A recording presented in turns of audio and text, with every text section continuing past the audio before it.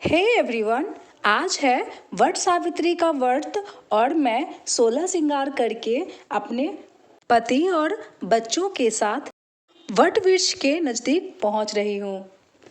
अभी सुबह का टाइम ही है और धूप काफ़ी ज़्यादा हो रखी है, साथ ही साथ गर्मी भी बहुत ज़्यादा है।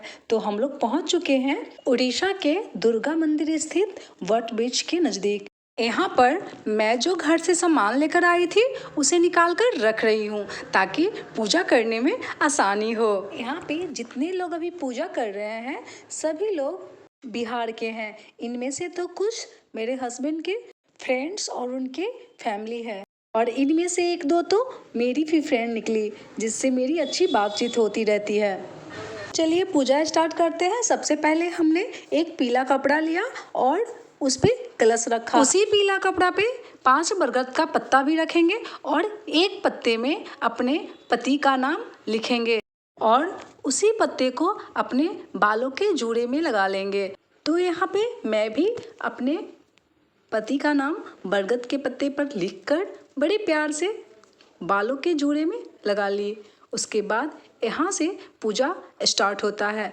तो अब इस बरगद के पत्ते पे ही अपना सारा चढ़ावा चढ़ाना है। तो पहले मैंने जो ठकुआ बनाया था उसको डाल दी। यहाँ पे 5 ठकुआ को डालेंगे और 5-5 के हिसाब से ही सारे मौसमी फल को चढ़ाएंगे।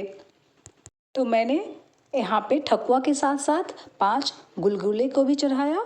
अब बारी आई फल की, तो मैंने यहाँ पे 5 जगह केला, लीची और उसके साथ साथ भिगोया हुआ काला चना, चावल, गुड़ को भी चढ़ाई और फिर सबके ऊपर तिलक लगा दी। तो अब बारी आई श्रृंगार चढ़ाने की। तो मैंने यहाँ पे आलता, बिंदी, कंघी, चूड़ी,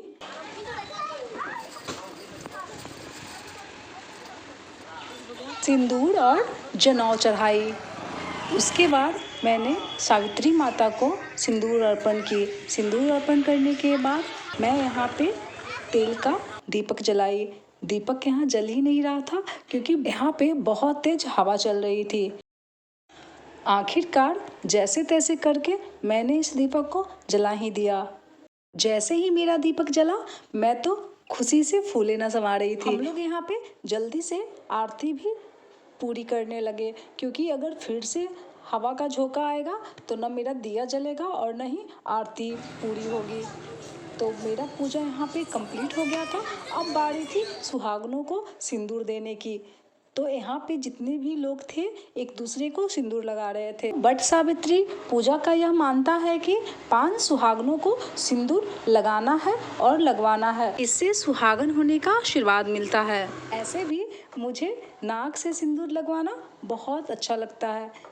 चाहे छठ पूजा हो, चाहे दीपावली हो, कोई भी पूजा पाठ होता है तो मेरी मम्मी नाक से ही सिंदूर लगाती है। यहाँ पर मुझे मेरे घर वालों का बहुत ज़्यादा याद आ रहा था, खासकर मेरी मम्मी का। तो यहाँ पे सुहाग लेने का प्रक्रिया पूरा हो गया था। अब बारी थी सुहाग देने की। तो मैं भी कई सुहागनों को सिंदूर लगा रही थी। मुझे इस रस्म करने में बहुत ही अच्छा लग रहा था। चूड़ी में बंद। तो अब बारी आई बरगद के पेड़ में धागा बांधने और उसका परिक्रमा करने की। एक तरफ कुछ लोग अभी पूजा ही कर रहे थे, दूसरी तरफ यहाँ पे कई सुहागन लोग वट सावित्री व्रत कथा सुन रही थी। तो मैं भी जल्दी जल्दी अपना वट वृक्ष का परिक्रमा पूरा की और अब बारी आई बरगद के पेड़ को अपने बांस के पंखे से हवा देने की। तो मैं इस रस्म को पूरा करके सभी सुहागनों के साथ वट सावित्री व्रत कथा सुनने के लिए बैठ गई। जैसे ही व्रत कथा खत्म हुई मैंने भी अपने पति देव की पूजा आरती की। उसके बाद उनके ऊपर जल को छिड़का, काला टीका लगाया और पंखे से हवा भी दी।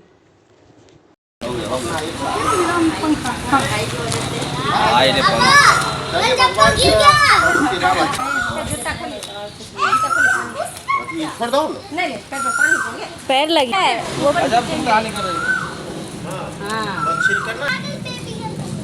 यहाँ पे पूजा खत्म करके हम लोग जल्दी से घर के लिए निकल गए। तो मिलती हूँ आपसे मैं फिर से एक नए ब्लॉग में।